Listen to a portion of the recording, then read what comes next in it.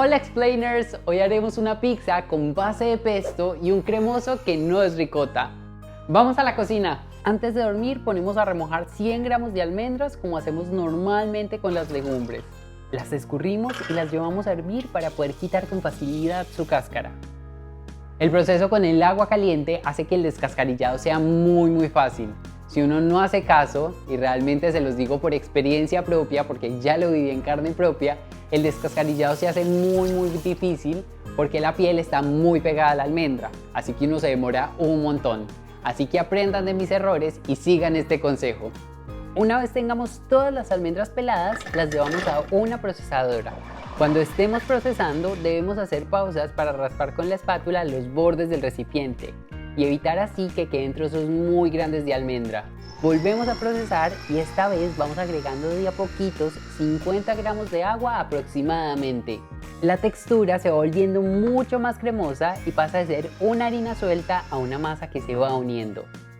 Seguimos procesando hasta lograr que quede una textura lo más finita posible. Una vez hayamos logrado esta textura, podemos utilizarlo de inmediato o debemos ponerlo en un recipiente con tapa para evitar que se reseque.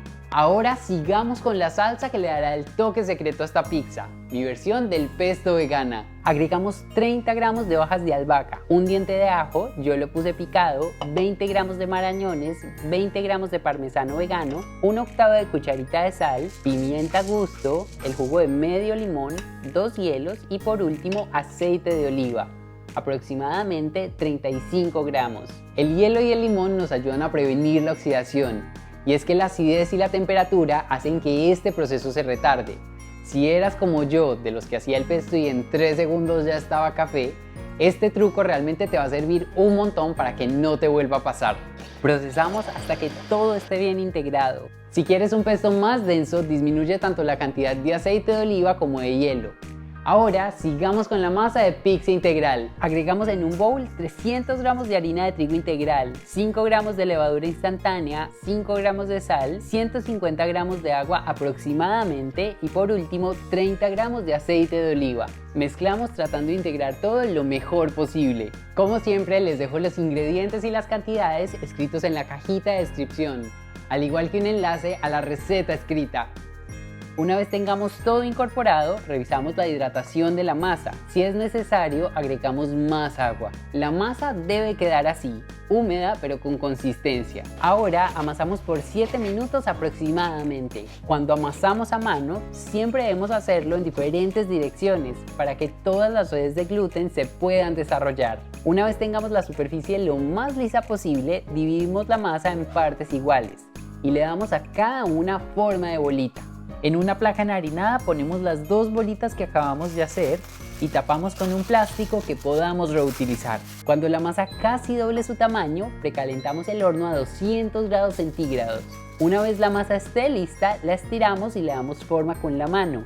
Esta es una opción sin rodillo y el resultado será una pizza rústica.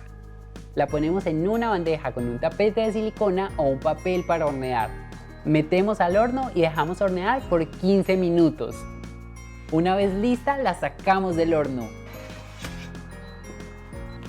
Para armarla ponemos la mitad del pesto que hicimos en cada pizza. La acompañamos con láminas de manzana, cebolla caramelizada y aceituna en rodajitas. Por último, agregamos la no ricota de almendras que le dará el toque final a esta pizza. Y este es el resultado, delicioso. Esta combinación de sabores italianos, donde el pesto es protagonista, crea una pizza vegana inolvidable. Para seguir descubriendo más opciones deliciosas como esta, te dejo 2 videos por aquí. Nos vemos muy pronto.